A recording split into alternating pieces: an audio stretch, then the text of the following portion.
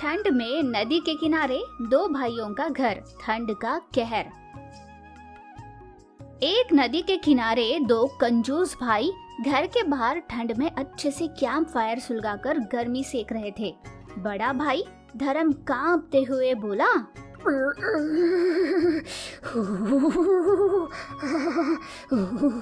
सुन करण, इस ठंड में गर्मा गर्म पकौड़े खाए जाए तो कैसा रहेगा।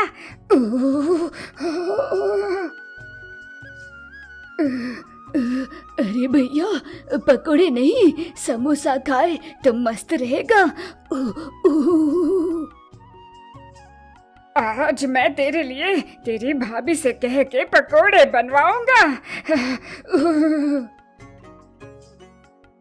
ऐसा कहकर जोर से आवाज देकर धर्म बोला, अरे भगवान, सुनती हो, पकोड़े बनाओ ना। धर्म की पत्नी घर के अंदर से, ए जी, प्याज नहीं है। अरे ओहो, प्याज खत्म हो गए। भाई करम, माफ करना, प्याज नहीं है।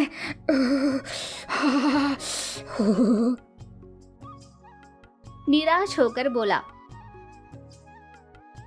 अरे भैया, तुम फिक्र मत करो, मैं समोसे बनवाऊंगा। कहकर, अरे प्यारी, हमारे लिए गर्मा गर्म समोसे बनाओ ना।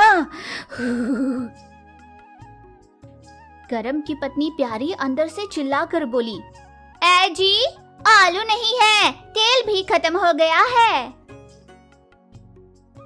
अरे सॉरी भैया, आलू नहीं है और तेल भी खत्म हो गया। ऐसे करम ने भी कहा, अरे छोड़ भाई, चल अंदर चलते हैं। हाँ भैया, चलते हैं, चलो। अच्छा हुआ तुमने मैंने जैसे कहा ठीक वैसे ही किया, वरना पकोड़े बनाने पड़ते उस मक्खी चूस कंजूस के लिए। जानती हो, परसों एक मिठाई की दुकान पर सिर्फ चख कर देखूंगा, ऐसा कहकर उसने पूरा आधा किलो मिठाई खा लिया। हाँ। ये सुनकर धर्म की पत्नी हंसने लगी।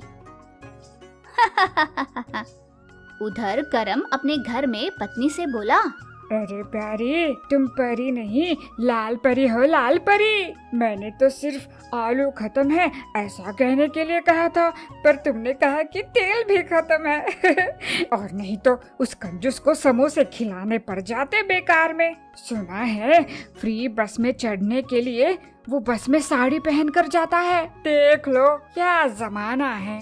हंसकर पत्नी से कहता है। अगले दिन सुबह धर्म की पत्नी धर्म से बोली, ए जी, आपको नहाए हुए 2 दिन हो गए, आज तो नहा लो। इतनी ठंड में नहाने की क्या जरूरत है। और हाँ, अगर तुम्हें नहाने का मन करे ना तो ठंडे पानी से ही नहाना, फालतू में गीजर लगाकर बिजली खपाने की जरूरत नहीं है। कह देता हूँ, मैं मीटर चेक करके ही जाऊंगा। हाँ। कंजूस धर्म ने पत्नी को आगाह कर कहा। यह सुन पत्नी गुस्से से बोली, छी छी, कैसा आदमी है, गर्म पानी से नहाने से मना कर रहा है। भगवान जाने इतने पैसे बचाकर क्या करेगा ये इंसान। बच्चे गीजर इस्तेमाल ना कर सके इसलिए उन्हें मेरे गांव भेज दिया। पति से तंग आकर पत्नी बोली। उधर करम की पत्नी पति से, ए जी, मुझे एक स्वेटर दिला दीजिए ना, कड़ाके की ठंड पड़ रही है, सहन नहीं होता। क्या स्वेटर चाहिए? पुरानी कंबल पड़ी है ना, उसी का एक स्वेटर बना लो, इसके लिए फालतू में पैसे क्यों खर्चना। मक्खी चूस करम ने कहा। उसकी पत्नी चिढ़कर बोली, कैसा पति है, पत्नी के लिए एक स्वेटर खरीद कर नहीं देता। तभी उनके घर पर भिखारी भीख मांगने आया। बाबू, भाई साहब, माई, खाकर 2 दिन हो रहे हैं, कुछ दान कर दो माई, भला होगा। तुम्हारे पास 100 रुपए के छुट्टे हैं क्या? हाँ है ना साहब। तो उन पैसों से एक दम बिरयानी खा लो, ऐसे भीख मांगना बंद करो। कंजूस कहीं का, भैया ऐसे भिखारियों का मजाक नहीं उड़ाते। भाई तुम्हारे पास छुट्टे हैं क्या? ऐसा कहकर करम उस भिखारी से पैसे लेता है और उसे एक नोट देता है। उस नोट को देखकर भिखारी, अरे भैया, ये तो 50 रुपए का नोट है, पर मैंने तो 100 रुपए दिए थे। करम, मैंने टैक्स कट करके दिया, रख लो, तुम्हारे काम आएगा। और हाँ सुन, जरा दूरी रख भाई, वरना देखने वाले कहीं ये ना सोचे कि हम दोनों एक ही हैं। चल चल दूर हट हट हट।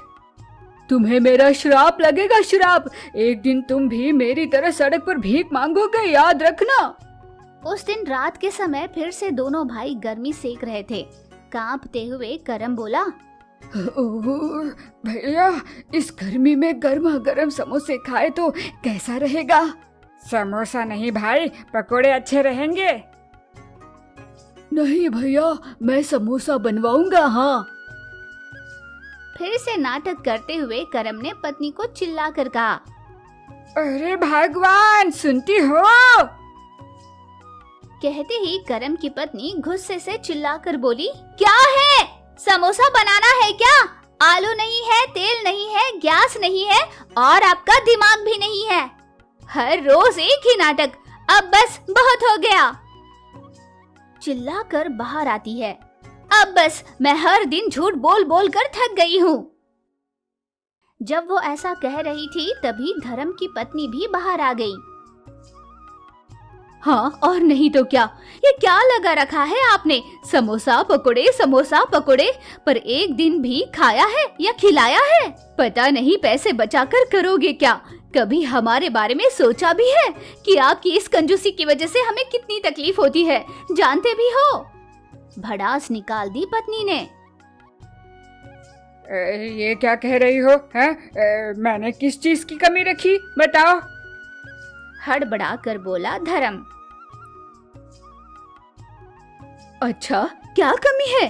कहते हो कि दिन भर में सिर्फ 1 बूंद तेल का इस्तेमाल करो, कहते हो सिर्फ एक समय का खाना खाओ, पेट भर खा नहीं सकते, पी नहीं सकते, ये भी कोई जीना है? हाँ दीदी, ये भी मुझे एडजस्ट करने के लिए कहते रहते हैं, पर इस तरह से एडजस्ट करने में हमें कितनी तकलीफ होती है ये समझते ही नहीं। अब तो सारा गांव इन्हें कंजूस ब्रदर्स के नाम से जानने लगा है। हाँ। करम की पत्नी का भी उस दिन सब्र टूट गया। अरे, एडजस्ट करने में क्या बुराई है? क्या हम एडजस्ट करके नहीं रहते? अच्छा, तो आज तुम दोनों एडजस्ट करके दिखाओ। आज तुम दोनों घर के अंदर नहीं आओगे, बाहर ही रहोगे। कंजूस धर्म ने पत्नी का चैलेंज स्वीकारते हुए कहा, हाँ, हम घर के बाहर रहकर भी दिखाएंगे, देख लेना तुम भी। ठीक है, आज एक दिन घर के बाहर रहकर दिखाओ, हम भी देखते हैं। दोनों भाई इसके लिए मान जाते हैं। तभी अलाव बुझ जाता है। अरे, ये अलाव तो बुझ गया, ठंड लग रही है। हाँ भाई, कंबल भी नहीं है ओढ़ने के लिए। मेरी हालत तो फ्रिज में पड़ी उस नींबू के जैसी हो गई है जिसे अंदर रखकर भूल जाते हैं।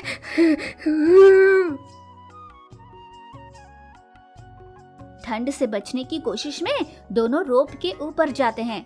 वहाँ दोनों को भिखारी अच्छे से बीड़ी पीते हुए, चाय पीते हुए दिखाई देता है। धर्म उस भिखारी के पास जाकर बोला, ए भाई, हमारी मदद करो। तू कौन है? चल दूर हट हट हट। भाई, तुम्हारी झोपड़ी में शरण दो ना भाई, आज एक रात के लिए।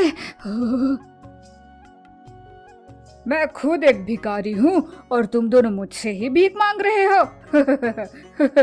भिखारियों के भी भिखारी। मजबूर होकर दोनों भाई उस भिखारी से मिन्नतें करते हैं तो भिखारी भी आखिर में मान जाता है। उन्हें अपनी झोपड़ी में जगह दे देता है। उस रात दोनों भाइयों को अपनी गलती का एहसास हो गया। दोनों कंजूस भाई सुधर जाते हैं, पत्नियों की हर ख्वाहिश को पूरा करते हैं और घर के सामने अलाव जलाकर समोसे पकोड़े खाते हैं।